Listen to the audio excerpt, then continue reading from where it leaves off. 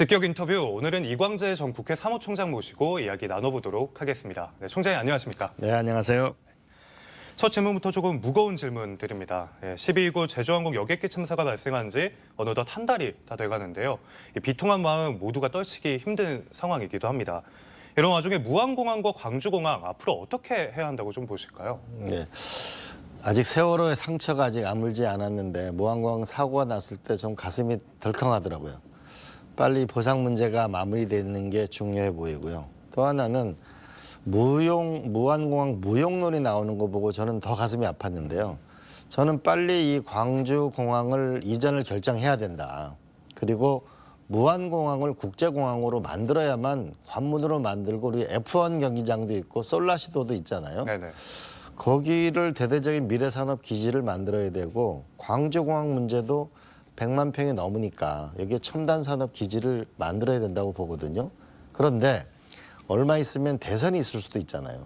저는 이런 것이 빨리 결정이 나서 핵심적인 아젠다가 돼야 광주의 미래가 있다라고 생각합니다. 윤 대통령이 21일 헌법재판소 탄핵심판 변론기일 출석을 시작으로요. 향후 모든 변론기일에 참석을 하겠다. 뜻은 이렇게 밝히긴 했는데요. 반면에 공수처 조사는 좀 지속적으로 거부를 하고 있는 상황입니다. 윤석열 헌재 판결 어떻게 진행될 거라고 좀 보시나요? 저는 윤석열 씨에 대한 헌법재판소 탄핵은 인용될 거라고 생각합니다. 그리고 검찰 수사와 법원에 의해서 저는 엄하게 처벌받게 될 거라고 봅니다. 왜냐하면 전 세계가 지켜봤잖아요. 우리 군대를 동원해서 국회에 의원들을 무력으로 끌어내려고 하는 그 장면도 봤잖아요.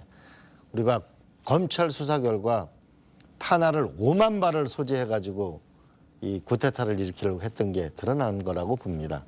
저는 검찰에서 수사 결과에서 이미 많은 것이 드러났습니다. 이제 윤석열 씨를 빨리 잊고 우리가 이 나라를 다시 구하는 것이 중요한 거라고 저는 확신하고 있고, 그리고 탄핵 인용은 대략 저는 3월 중순을 넘지 않을 거라고 생각합니다. 불법 계엄 없는 나라 만들기가 무엇보다 중요해 보이기도 하는데요. 무엇을 해야 할지 좀 큰 숙제가 남겨지기도 했습니다. 또 뿐만 아니라 용산 대통령실 이전 불가피해 보이는데 이에 대해서는 또 어떻게 보십니까? 저는 용산 대통령실이 결국은 군인들하고 같이 있다 보니까 이런 일을 벌인 거거든요. 대통령실 이전은 불가피해 보입니다. 그러면 청와대로 일부 가고, 저는 세종시의 노무현 대통령의 꿈이었던 결국은 제2집무실을 만들어야 된다. 차제에 저는 국회도 저는 결정을 내려서 빨리 세종시로 이전하는 것을 내는 것이 필요하다고 저는 생각합니다. 또 하나는 불법 계엄이 없는 나라. 이제 헌법을 고쳐서 전시 또는 뭐냐면 국가에 준하는 비상 상황, 이런 마음대로 해석하지 못하도록 저는 전시에만 계엄권을 주든지 아니면 계엄을 없애버리든지 불법 계엄이 없는 나라를 이번에 단호하게 만들어야 된다고 저는 생각해요. 네.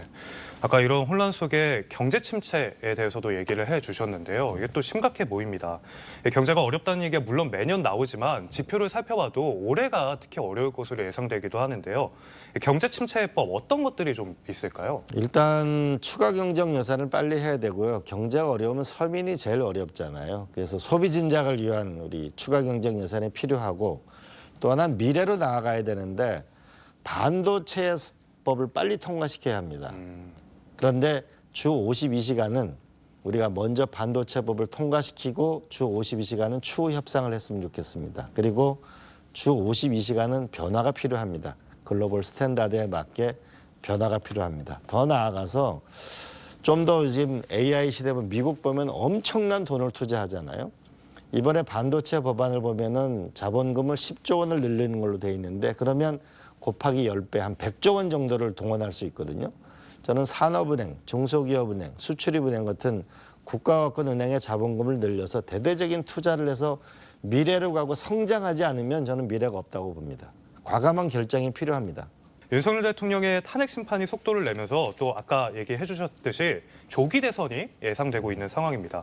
그렇다면 이번 대선 어떤 의미를 가질지, 또 가능하다면 총장님 출마 여부도 한번 같이 좀 궁금합니다. 이번 불법 계엄으로 비정상 국가가 됐는데 이걸 빨리 정상 국가로 만드는 거, 이 정상 국가를 바탕으로 해서 경제 성장과 복지 국가를 만드는 것이 우리의 핵심 과제라고 생각하고요. 이를 기초로 세계 정상 국가로 다시 나아가는 것이 저희 과제라고 봅니다.